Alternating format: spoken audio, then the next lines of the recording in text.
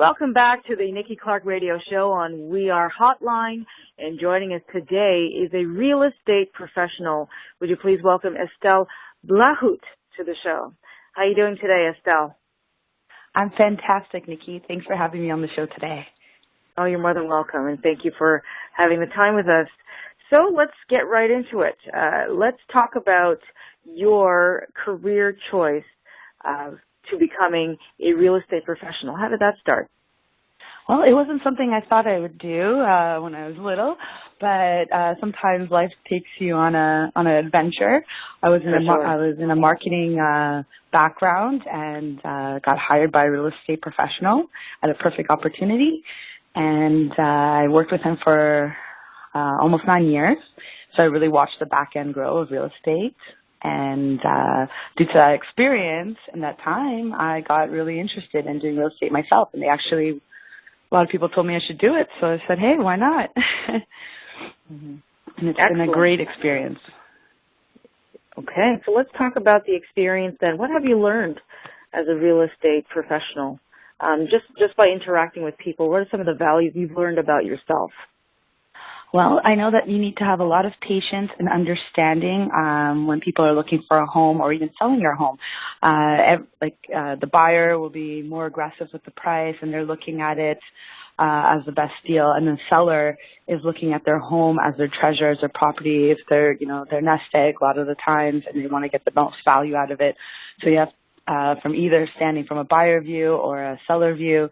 You just have to adapt with your client, and every client is very different, can go from one end to the other. And I've learned that even throughout the past over a decade, it's changed how you sell, the speed of how you sell, and what you need. Your buyers have to learn with you, so you need to educate your buyers a lot. So that's what I've learned, that it just takes a lot of interest and passion to be in this business to be successful. Excellent. So tell me about the people who come to you. Can you describe some of your clients? Sure. A lot of my clients, they have been searching me online. I have a great website where people come in and they can search for the homes online. So I do work a lot of the time with buyers. I enjoy working with buyers and taking them around, finding their dream home. And it's like a challenge. You tell me what you need. This is your budget. This is the location. Sometimes it's the education of teaching my new clients. And they just, a lot of the time it's like downtown core, or a lot now I've been working in the West End. It's just because that's a very good area now, where the location is growing and a lot of new changes are coming in the 20 years. So people are investing in there. So I kind of go where my clients go. So if they like that area and we see good potential, I work with them there.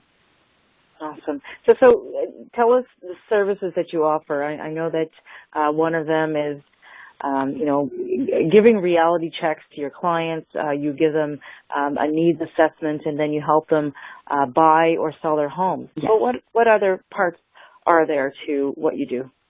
Well, a lot of times people don't realize that, when you're working with a real estate agent, they're really taking care of a lot for you. Like, they get to know, your financial background, and they, it can't legally give you a financial advice what you should and should not do. But I do recommend that they go out and they look for a proper mortgage broker. They really spend the time with them, because that's the foundation of everything that they're doing, either selling or buying. You really have to spend that time. You can't avoid this process or think you can do that on your own or spend 5 minutes on it. And I can only do so much, where I can show them, well, this is where I'm going to tell you your best investment is. So it's like passing the ball from after they speak with the financial analyst as well is really good, and pass it to me, and then I take over. And my service is to guide them to find them the best home within their budget, within their needs, and give them the options. And then also the paperwork involved with all that, like transferring your money to the other office, making sure the paperwork is correct. This is not buying a pair of shoes. This is buying a home with a lot of money involved. So you want to make sure that everything is, all your I's and T's and everything are crossed, so the deal goes through properly. And you should work with a long-term agent that knows what they're doing. That's what I recommend. So absolutely. So tell me a couple of things about buying a home for the first time. What are two things that people should be aware of? Well, it may be one of the scariest things you've ever done. I remember when I bought my first home, I was sitting there writing the offer, and I almost passed out at the table. I was red and hot. I just realized I'm putting in a lot of money, and the things that they need to look at is once you make that first decision, where your money's coming from. Did you prepare for that? Did you use the RRSPs?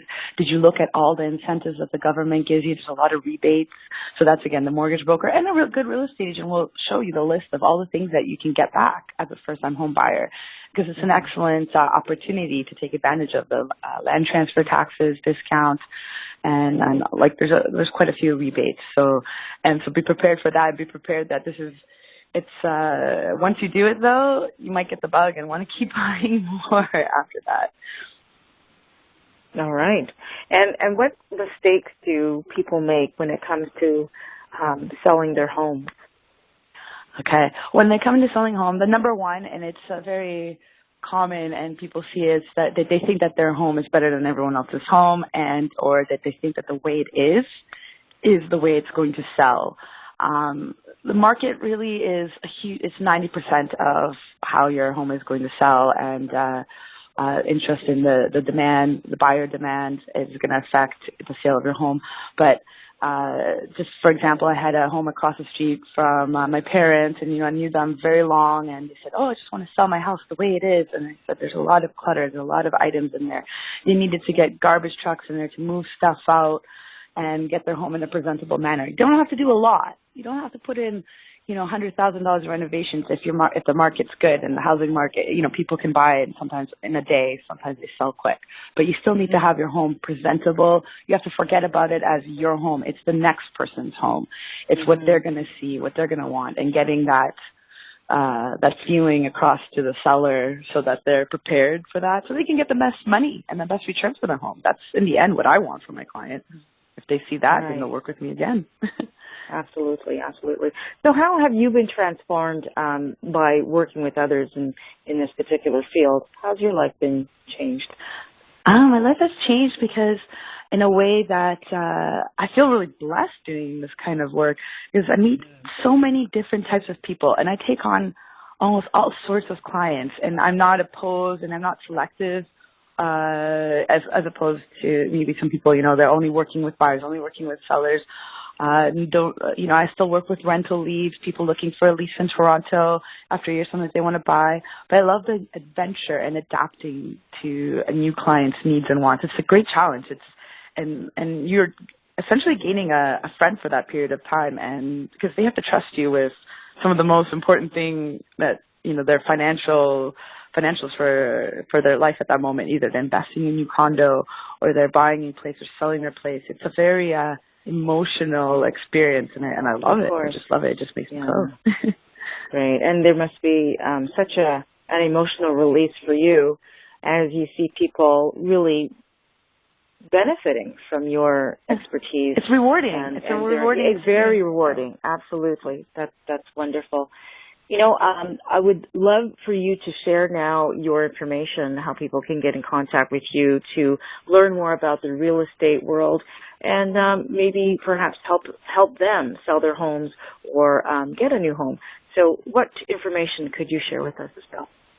Well, if you have some time, for anyone that's looking to buy, or even if you're looking to sell, you can find my contact information. It's at TorontoRealEstateLocator.com.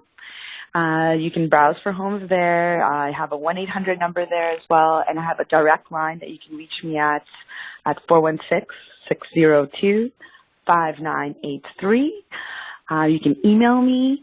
I have an email at info@TorontoRealEstateLocator.com.